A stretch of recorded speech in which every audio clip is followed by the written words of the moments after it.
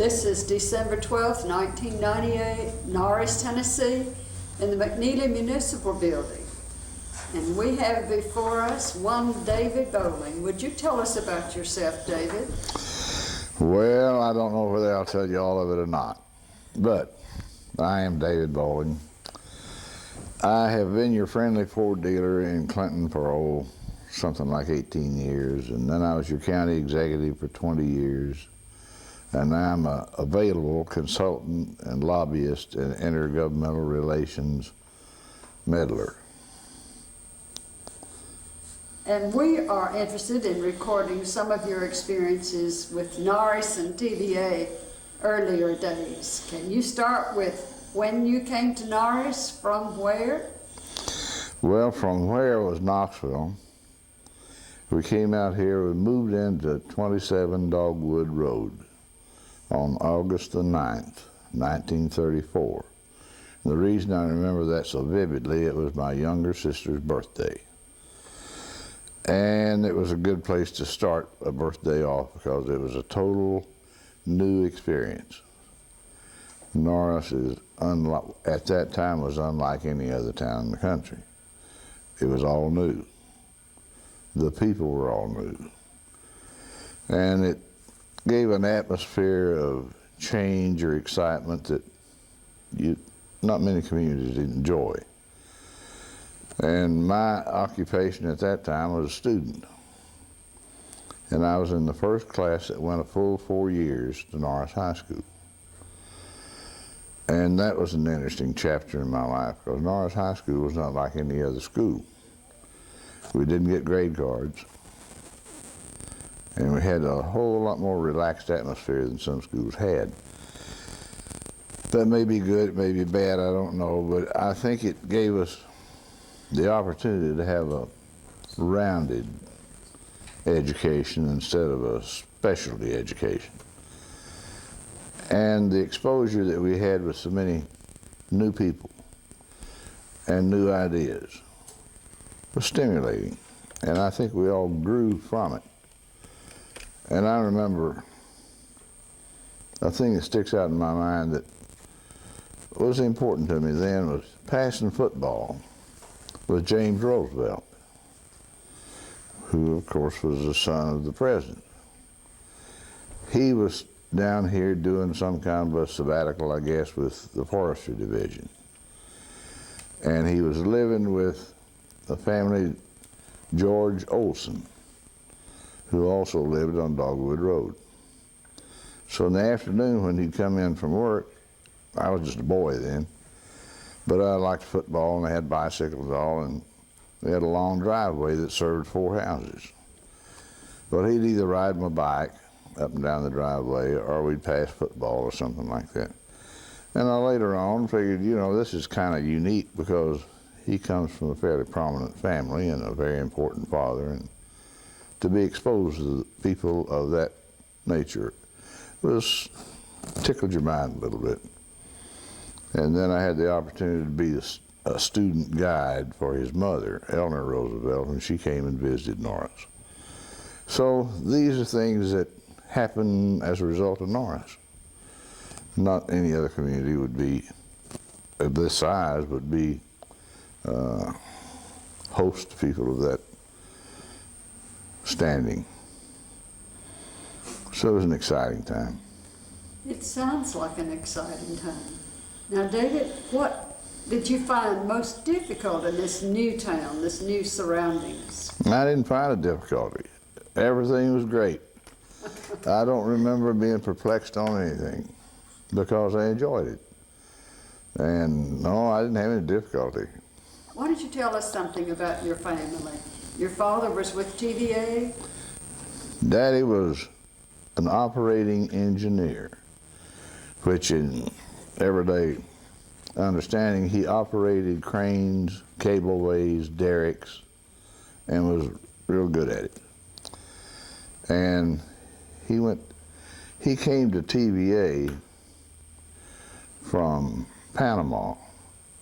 You have to realize that this time frame we're talking about, we were in a deep depression in this country, and nothing was working right. Well, my father was fortunate or unfortunate enough to have one son in university, another one in junior high school, and 2 daughters in elementary school. And that required somebody to get out and hustle a little bit to make ends meet. And since jobs were so scarce and the times were so hard, in order to maintain the standard of living that we had and keep a boy in college, Daddy went to Panama. I've forgotten the name of the company, but I believe it had something to do with George Dempster. They were engaged in building a dam in Panama that was used to help regulate the water level in the canal. Madden Dam. And I remember very vividly that Daddy left, went to Panama, he'd gone a whole year before we saw him. But things like that were necessary back when, with the economic conditions like they were in the country. So TVA came along, it was an opportunity for him to get back home and become engaged in his craft or his work and be at home. So that's really how we became involved. And at that time we were living in Knoxville. So our transition was not that great, all the way from Knoxville to Norris. But in thinking about it, it reminds me there was one paved road in Anderson County then. That was 25W that came from Cincinnati to Atlanta. And when the Norris Freeway was built, it was paved. So we had 2 paved roads. Now, most people think, oh, Lord, surely not. No, that's the way it was. And the road from here to Clinton was rough. The rock ledges that stuck out over in the area that used to be referred to as Slab Town. Don't know whether you ever heard that term or not. But Norris and TVA brought about a great transition. And most of it has turned out good. I made a little footnote here that TVA helped this area to catch up somewhat with the rest of the country. This was a poor area. They brought rural electricity. There weren't any power lines out in the country then, I remember that. And the opportunities were not too great. And what TVA helped do was take worn out land, poor crops, poor roads, low income, limited education level. And you see what we have today. We have better roads, we have better education, we have better opportunities. The whole level of social and economic level changed as a result of TVA. Now, there were some people back in those days that swore up and down that the country would go to hell as a result of TVA because of a socialistic adventure that would just absolutely corrupt us. Well, and long it may someday, I don't know. But to me, it gave opportunity. It brought new thoughts, new methods of doing things. And why I remember a thing like this, but I know what contour farming is as a result of TVA, and I've never used it because it didn't have a hillside farm. But it's when you contour around the hill so that the rainwater gets in this ditch and gradually goes downhill instead of going down this way. And maybe you have 3 of those on that hill or whatever it takes. Well, that's an example of the type thinking that was made available to not only students, but to people in general. And so I saw that transition, and I think it was good. And it was amazing to see the number of washing machines, clothes washing machines, that sat on the front porch as a status symbol. because they'd just gotten electricity and they'd gotten some appliances. And it's wonderful. The farmer could go to the barn and turn the light on and not grope around in the dark all day, or take a lantern and run the risk of setting the barn on fire. So those are little benefits, but the benefits to the area have been great. David, let's go back to your family. You have an interesting family. Why don't you tell us a little bit more about the brother that was in the university?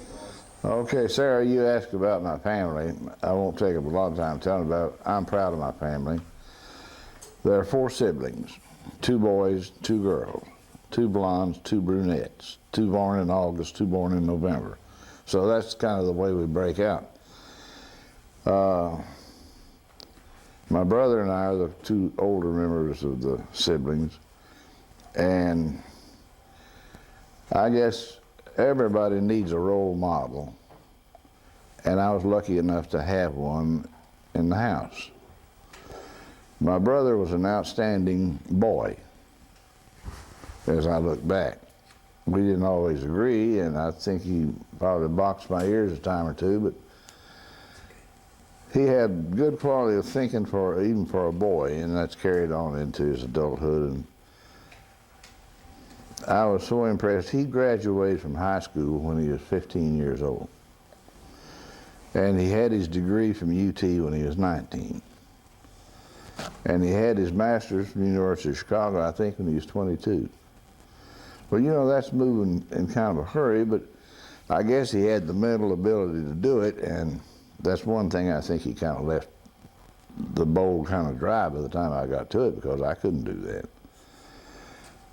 But he has gone on and done some really good things with his life. He taught at Beloit College in Beloit, Wisconsin, at Brown University.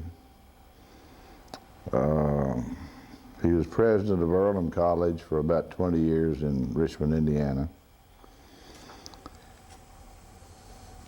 He then became the director of the Eli Lilly Foundation, which is a philanthropic foundation with a lot of bucks, and they pass it out to worthy causes all over the country.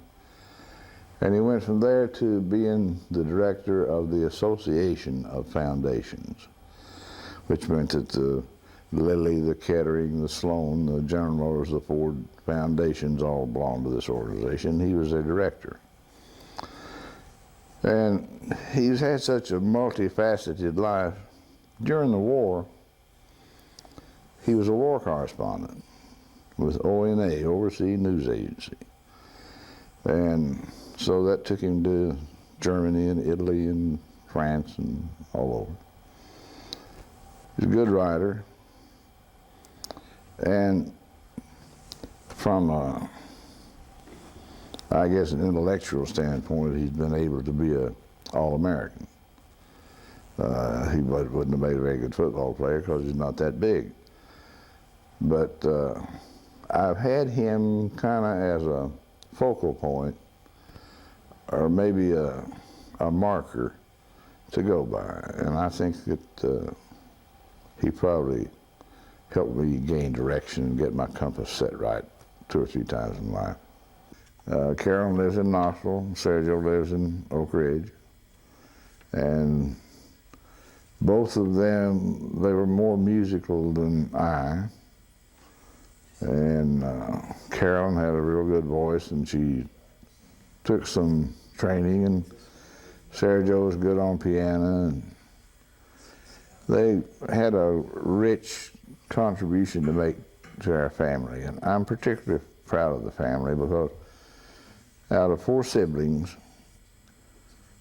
as of today, we're all alive, and as far as we can tell, healthy, and no one has challenged our mental ability so far. So I think we're getting along pretty well. Well, David, you have made some very outstanding accomplishments also. Sometimes, you know, you feel good about yourself, and other times you think, my Lord, I could have done a lot better if I'd tried. You know, we do a lot of things almost by gravity. I've enjoyed my life. I floundered around with several different jobs right after the war. And finally it evolved into, well, Landrum and I went in business. We opened up and operated a West Coast lumber brokerage house. We didn't own a tree, we didn't own a sawmill. But as these mills in the Northwest would produce lumber, and right after the war, everybody's crying for lumber. Well, I didn't know anything about lumber, but Landrum knew a man in New York who was very, very wealthy and who was deep in the lumber business. And he thought it was a good idea that we set up this company, and we did Bowling Brothers Incorporated. And we operated out of Richmond, Indiana, and Landrum took care of the office and the books and that kind of thing, and I did the selling. And it was Ponderosa pine, Idaho white pine, Sitka spruce, and Douglas fir. And I found out you have to learn the jargon of a trade in order to operate within that trade. So I went to New York and down to the warehouse and office of Stellman Emmerich Lumber Company down on Hell's Gate and learned the jargon in a couple of days. EET meant DET was double end trim, S4S surface four sides, moisture content 18% or whatever. So when you go in to talk to a guy about lumber and he says, what is it? You say, well, it's being better. S2S. Well, we're talking in the same, he thinks I know something about it. It was interesting, and it was an ideal business for somebody that was single, because you're on the road all the time. You come to a place like Clinton, Tennessee, you make one call. And if you said, we were only selling by carload lots. So you didn't have a whole lot of places that bought carload loads of lumber. One of the fascinating things shows how the fickle finger of fate favorably points at you once in a while. Every day we received a bunch of mail, and it was offerings from all the various milling companies in the West and Northwest of transit cars. They'd load a railroad car full of lumber and put it on the track and send it east and sell it on the way. I had called on a lumber company in Cincinnati, and the old fellow, nice guy, he said, keep me in mind in the spring I'm going to have, if you can find it, a carload of sugar pine. It has to be clear, no blemishes. He was making islands for Shillitoe's department store in Cincinnati, and he wanted the finest lumber he could get, no knots or anything like that. Okay, I was going through my transit offerings, going down the highway about 55 miles an hour, I guess, and ripping envelopes open, looking at them and throwing them on the floor. All of a sudden, whoa, wait a minute, sugar pine. There's what this guy wanted. And here we are at about the 1st of March. So the first payphone booth I saw, I pulled into, it was a dime then. And I called him and told him, I should remember his name, Pearson. And I said, Mr. Pearson, this is David Bowling. I called on you a while back and you mentioned that along about this time you might be interested in a carload of sugar pine. He said, oh, I'm glad you called. I'd kind of slipped my mind. I need some. What's the chances of getting a carload? I said, I've got one on the tracks right now. And I need to talk with you because if we're going to divert it, I need to divert it in St. Louis. He said, I'll have confirmation on your desk in the morning. Verbally, I'll tell you, go ahead and send it to us. Okay. That 10 cents and that transit offering gave us a gross profit of $997. And back then in 1950, that was a bunch of money. So, that sticks out as something I remember. So after the lumber company, let's see, I came back and started working with automobiles. I was with Bob Mosier in Clinton for, 3 or 4 years. Then I had an opportunity to buy into the Ford dealership. So we started a company there and called it Norris Bowling Ford Sales. And we built a good business. I think I was there about 17 years till we sold out in '74. And then I went into, I'd been doing economic development and industrial recruitment on the side. Not that I got any pay for, but because the area needed diversification in job opportunities. If you didn't work at Oak Ridge and didn't work at Magnet Mill, you didn't have a job.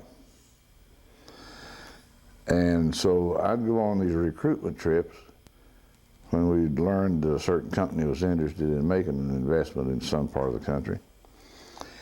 And the first one that we got a home run with was Modine Manufacturing Company out of Racine, Wisconsin.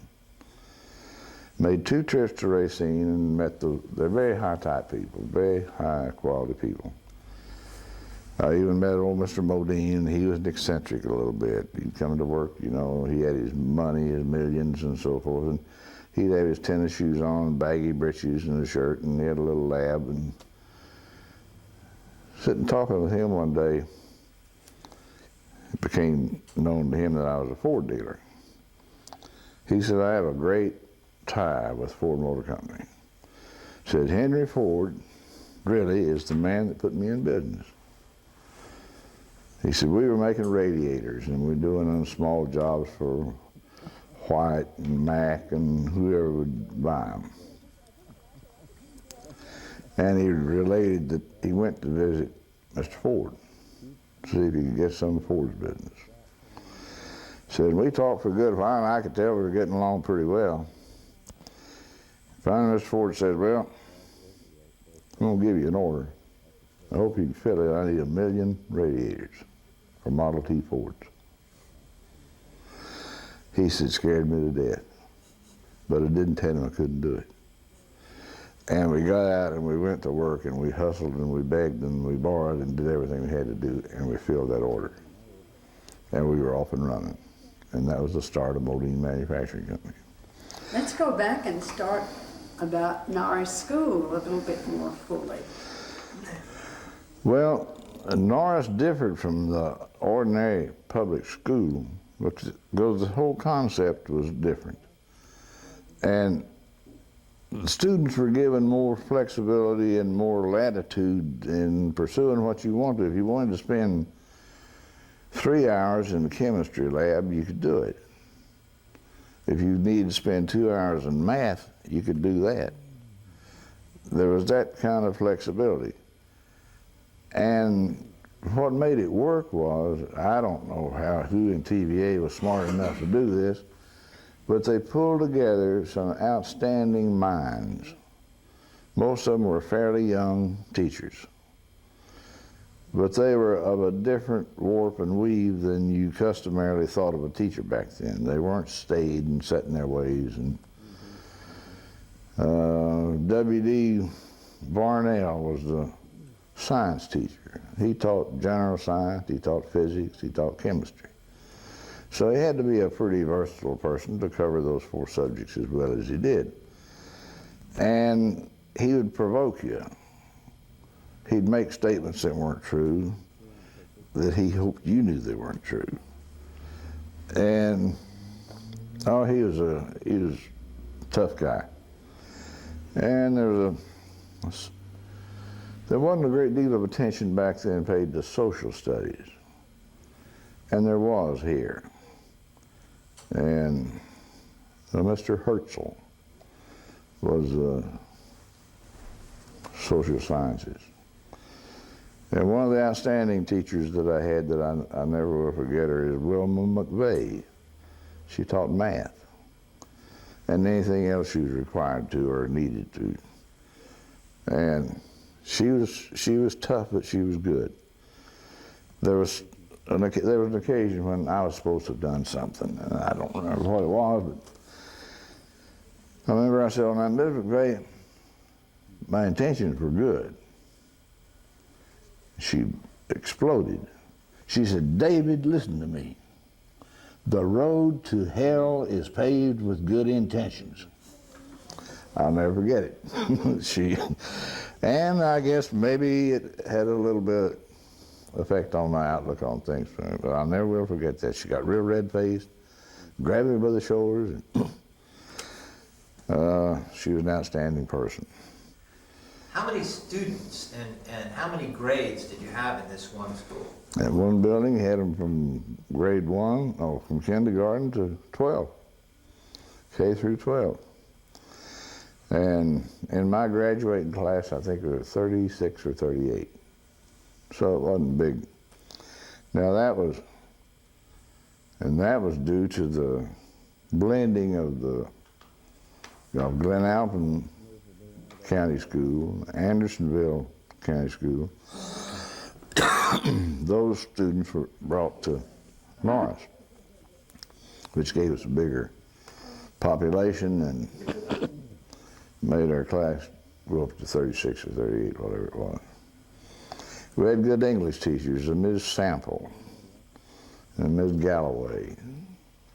And those, you know, when you remember teachers affectionately and respectfully, they've probably gotten to you. And you probably learned a lot just because they were the type of people you could like and enjoy. Now I understand that one of the things that was unique about your school when you're growing up is that they had a bank in the school. Is that right? Well, we had several things that gave you on-hand experience instead of just talking about buying and selling or working by the hour or growing vegetables or something. We had a little mini farm. I think it was 4 acres. And we used to raise vegetables and we'd sell them in the town. And in the woodworking class, we'd make flower boxes and birdhouses and sell those. And you know, when you get covered up with, when onions are ready to be sold as spring onions, you got to get them, and you got to get them sold because there's nothing worse than an old onion. So we learned that they're perishable, they're marketable, but you got to get out and see people. But it was a good learning experience. We had the little bank that you're talking about, and you could put your money in there.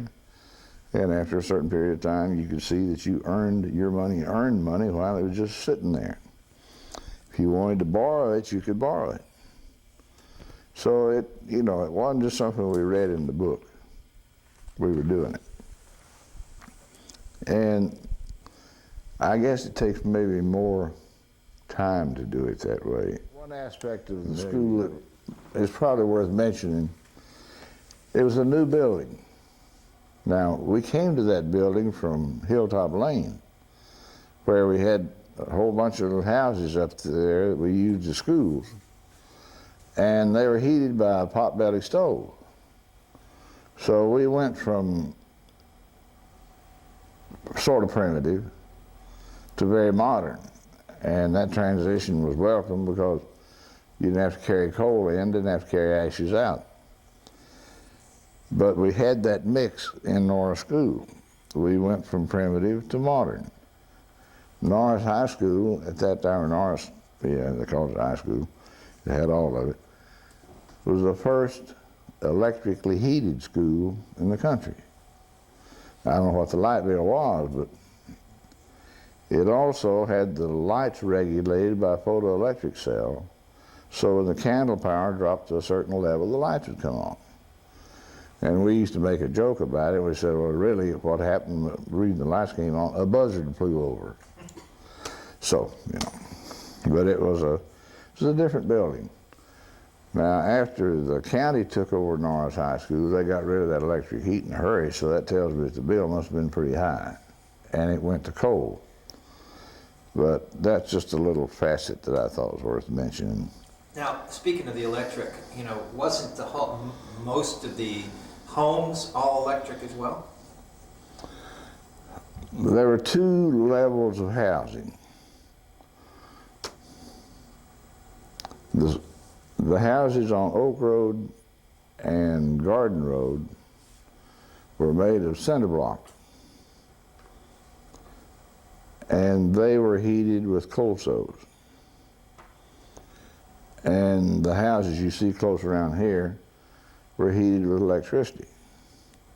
So you had electric heat, and they were, as a rule, they were wall heaters, real good wall heaters, and a few portable space heaters. But they did a good job with TVA's electric rate while we could afford it, but I think on the old Tennessee Electric Power Company, we might not have been able to afford it. So which houses, did the Oak Road houses not have the? Why did they not? Yeah. Well, there's a difference in the rental level. And they didn't have to pay as much rent, so they didn't get all of the goodies. And those houses, it was kind of an experiment then on cinder blocks to see what kind of construction would hold up. And they were well built. And go over there and look now, some pretty houses still today. And I guess a lot of them now are heated with electricity or natural gas or something. I always felt a little bit sacrilegious when I had natural gas put in the house because I've always been such a prejudiced supporter of TVA and electricity. But part of life, I guess. Maybe we could go back and talk a little bit about the unique programs that were going on in Norris, like the dairy farm. You know, was there dairy products that actually the citizens of town got? Some of the other activities. Well, Norris Creamery grew out of TVA's experimental station down there. And it was pretty well headed up and run by what later became the mayor of Norris, R.G. Crosno. And Shorty Harris, who worked there for TVA running the dairy barn. They had cattle, they milked, and they delivered milk, and they made ice cream. And that's where those two mules came in. They used them in plowing and hauling hay, and it was a demonstration unit, more or less, so that other farmers could come in and pick up new ideas and new methodology and so forth. And then there was the trade school, where anybody that lived here that worked for TVA could go down and take a course in carpentry or metalworking or electricity or automobile mechanics, to name a few. I don't remember what all they had. And then there was this wasn't a part of a TVA program, but the ceramic laboratory that was established down the Pine Road. They did a lot of high-tech experimentation with ceramics. And ceramics are still being experimented with. Coors Beer has invested a tremendous amount of money in the science of ceramics. And they have ceramics now to the level where it can compete in efficiency, maybe not in cost, can compete with steel and aluminum for engine blocks and things like that. It's very, very more durable. So ceramics, the first attention I ever saw paid to ceramics was here at the ceramics lab. And it's just a stimulating, interesting place. Now, David, do you want to say something about some of the more interesting people you got to know who were active in the town in leadership positions or influential offices they held? Well, we were blessed with outstanding people.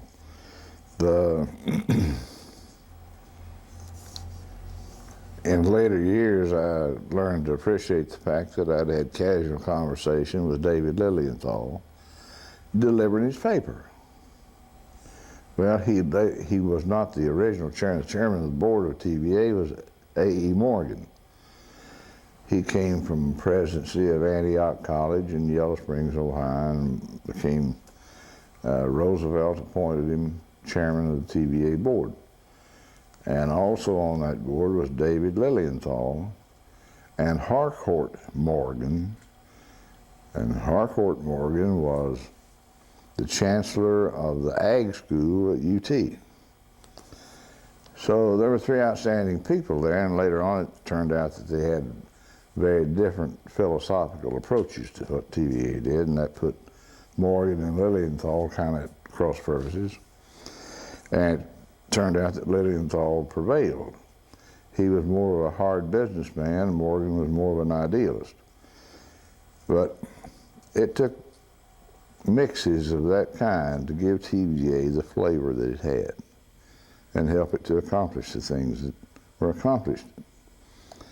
I worked for TVA in the summer one time over at Murphy, North Carolina. They were building Chattooga and Nodeley Dam, and I got on with a crew relocating railroads and bridges. And that was a learning experience. And they'd let you learn. TVA was good about that. I learned to operate a bulldozer during lunch break. And nobody seemed to care. They just let me get out there and play with it, and after a while I got a knack for it. So while I wouldn't say that TVA has been 100% right on everything they've come up with, they made some blunders. But that's why they put that little red tip on the end of pencils. Everybody makes mistakes. But TVA has made more big things happen, good things happen, and right directions gained than the cost of the errors they've made. And I think it's been tremendous for East Tennessee, particularly Anderson County. You know, Anderson County has been through 3 evolutionary energy steps. When coal was king, Anderson County was the largest coal-producing county in the state. Now, Tennessee was not a big coal-producing state, but in the area that did produce coal, Anderson County was big in it. We had some outstanding mines and big companies and a lot of big coal money and a lot of all the fringes and the bad things that happen in coal mines. We were blessed with that, and are still blessed with it, or cursed with it, whichever it is. So you had the coal era. Then TVA came along, and we had the electric era, hydroelectric power. And then nuclear energy.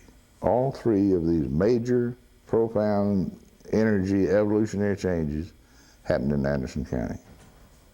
And I think that's a little bit unique. David, you want to say something about the dreams you have for this area? Well, you know, there's a song that says, see, how does it go? Wishes are the dreams we dream when we're awake. Well, no, I don't dream too much about the future, because the future is kind of like rainwater falling on the side of a hill. Now, it may run off this way, it may run off this way, but it's going downhill. I used to think that I had an idea, and my idea was the best idea, and wasn't any point messing with these other ideas because mine was the best. But as I've matured, I've learned that, you know, you may have a hell of a good idea, but it might be a better idea if you blended this in with it. So you take several ideas and come up with a good idea. But this area has so much potential. But right now it's saddled economically with a curse. Now, at one time, Anderson County was in the import business. We were great importers. The product we were importing was something we couldn't afford to import, but we did. I mean, export. We weren't importing, we were exporting. We were shipping our young minds and our young bodies to Cleveland, Toledo, Detroit, Chicago, Cincinnati, Charlotte, Atlanta. We kept the kids and the old people. And neither of those are very productive. And that's one of the reasons I became as interested as I've been over the years in economic development. I mentioned going to Racine, Wisconsin to help get Modine Manufacturing Company here. And the man asked me one day, said, Dave, why do you spend so much time and money? Back then we paid our own expenses. You know, if you go see somebody, I'd pay you, buy you a ticket and go. I said, well, it's a business adventure and it's a business investment. If we can get a company to come in here hiring 300 people, that's 300 paychecks. And most households in the economic equation, it's usually about 3 1/3 people in a household. And the more paychecks that go home, the more cars will be bought. And the more cars will be bought, I get a good crack at them with Ford. So it was a business investment. But we're not exporting like we did. And we've enjoyed a high level of economic activity due to Oak Ridge. But we've become dependent on federal appropriations. And federal appropriations are kind of like will-o'-the-wisp. They may be here this year and they may be gone. And at the stroke of a pen, they can close any part of Oak Ridge they want to close, any time they want to close it.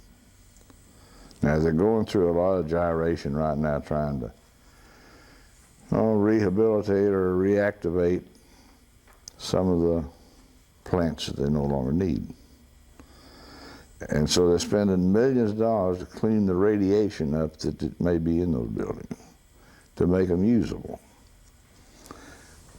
Well, from a realistic standpoint, you have to look at it this way. Those buildings are about 50 years old. How much is it going to cost to retrofit them? And will the Department of Energy hold harmless anyone who buys them and uses them and is later accused of being a partner in contaminating the employees with radiation that they didn't know about? Now, if DOE won't hold those companies harmless, they're not going in those buildings. And you have to. It's complicated, doesn't it? It is. There's nothing simple. Is there anything else that sticks in your mind about people and things that influenced you here in this community? Well, I had a lot of influences here. And I'm happy to say most of them were positive. They were good people, good neighbors, good people to learn from. And if I were giving advice to Norris, and Norris had never asked for my opinion, but the biggest weakness that I notice in Norris is well diversified as it is. Norris is weak on inter-community relations. Now, if you get along with your neighboring cities, counties, neighborhoods, you can do better than you can by yourself. Norris, lots of times unjustly, has been accused of being a snobbish town. And that doesn't get you any brownie points. And I don't think Norris is a snobbish town, but they need to get rid of the perception. Perception is more dangerous than facts, because you can disprove facts, but you can't get rid of the perceptions. Now, we've been, Anderson County, East Tennessee, and we have been blessed by our exposure to the things that TVA brought about. And so many people think that TVA is a big power outfit. Power was the byproduct of what TVA was formed for. Originally, it was flood control, navigation control, and reforestation. And when you slow down the flow of a river and make a lake back here, then you have the potential to have hydroelectric power. So the electric power was supposed to be the byproduct, an afterthought of what TVA was founded for. And so you don't have the floods on the Tennessee and the Mississippi River that you used to have because of the wisdom and the long-range planning of TVA. And then the war came along, they had to speed up the electricity production, so that's steam plants, then the nuclear, you know the rest of it. Let's go back and talk a little bit about the perception of Norris, because right from the earliest days, Norris was sort of, rather than evolving here, it was plucked down here. And can you talk a little bit about, that the relationship Norris has had to try to work with the county area? Well, see, Norris was the forerunner of the same problem that Oak Ridge has. There wasn't a Norris, Tennessee until TVA put it here. So it didn't grow from local fertilization. It was something new, strange, put here in a community. That doesn't really bring out resistance, but it puts you on the spot to earn your way into acceptability.